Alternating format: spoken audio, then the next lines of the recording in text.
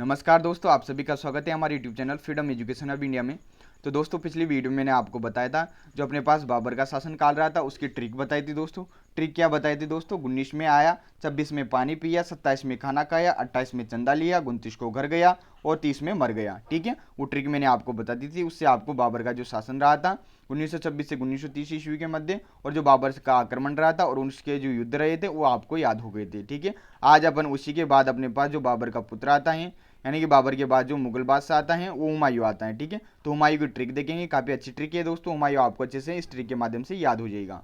देखो दोस्तों, जो हुमायूं रहता है अपने पास, हुमायूं का शासनकाल 1530 से 1540 ईस्वी के मध्य रहता है। इसके बाद एक वर्ष और आगे चल के ये शासन करता है 1555 से 1556 ईस्वी तक। ठीक है, 1530 में अपने पास बाबर की मृत्यु हो जाती थी, उसके बाद हुमायूं शासक बन जाता था। ठीक है, तो देखो हुमायूं कहता है क्या ट्रिक है। देखो, हुमायूं ने कहा कि कल देवराज को चौसा बुलाओ। ठीक है, कल देवराज को चौसा बुलाओ, ये ट्रिक है भाई। इस ट्रिक से आपको अच्छे से हुमायूं याद हो जाएगा। ठीक है, तो देखो भाई, हुमायूं ने क्या कहा कल, तो कल से आप क्या याद रखोगे? कालिंजर का युद्ध। जो कालिंजर है अपने पास यूपी में पड़ता है, तो सबसे पहले आप याद रखो जो हुमायूं का युद्ध हुआ था वो हुआ था कालिंजर का युद्ध। ये कब हुआ था? 1531 ईस्वी में हुआ था। तो कल से क्या याद रखोगे? कालिंजर का युद्ध। किस किस के मध्य हुआ था? हुमायूं वर्सेज प्रताप रुद्रदेव। जो प्रताप रुद्रदेव था ये कालिंजर का शासक था, तो हुमायूं और प्रताप रुद्रदेव के मध्य होता है। ठीक है, और मैंने आपको बताया जिसका नाम आगे दिया हो हमेशा जीत उसी की मानी जाती है। ठीक है, तो यहाँ पर हुमायूं की जीत हुई थी। तो कल से याद हो गया ना आपको? कालिंजर का युद्ध 1531 ईस्वी, हुमायूं वर्सेज प्रताप रुद्रदेव।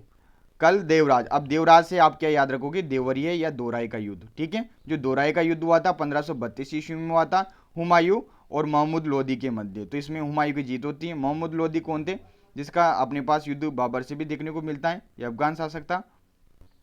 तो यहाँ पर दोराई का जो युद्ध होता है हुमायूं और महमूद लोदी के मध्य होता है।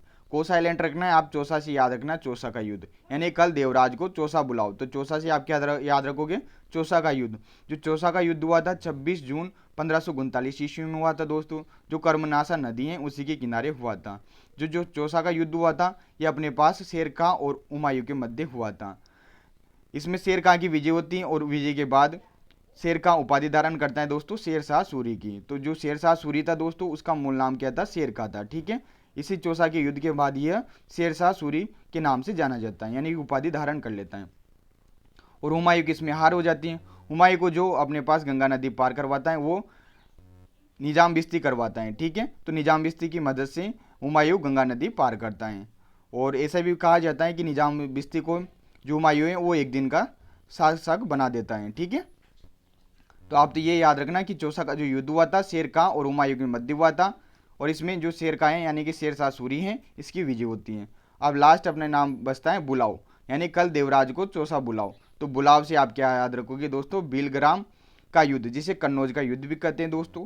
तो बिलग्राम का जो युद्ध हुआ था ये 17 मई 1540 ईस्वी में हुआ था। किन के मध्य हुआ था? तो शेर खां और हुमायूं के मध्य ही हुआ था, यानी कि शेर शाह सूरी और हुमायूं के मध्य हुआ था। इसमें भी अपने पास शेर शाह सूरी की विजय होती है और सूर्यवंश की ये स्थापना कर देता है। ठीक है, तो ये हुमायूं से संबंधित दोस्तों आपके प्रमुख युद्ध हो जाते हैं कंप्लीट इस ट्रिक के माध्यम से। काफ़ी अच्छी ट्रिक है। हुमायूं कहता है कि कल देवराज को चौसा बुलाओ। ठीक है, तो आपकी हुमायूं भी कंप्लीट हो गया है। पिछले वीडियो में मैंने आपको बाबर की ट्रिक भी कंप्लीट करवा दी है। ठीक है, आगे मिलते हैं अगले वीडियो में अगली ट्रिक के साथ। तब तक के लिए धन्यवाद। जय हिंद, जय भारत।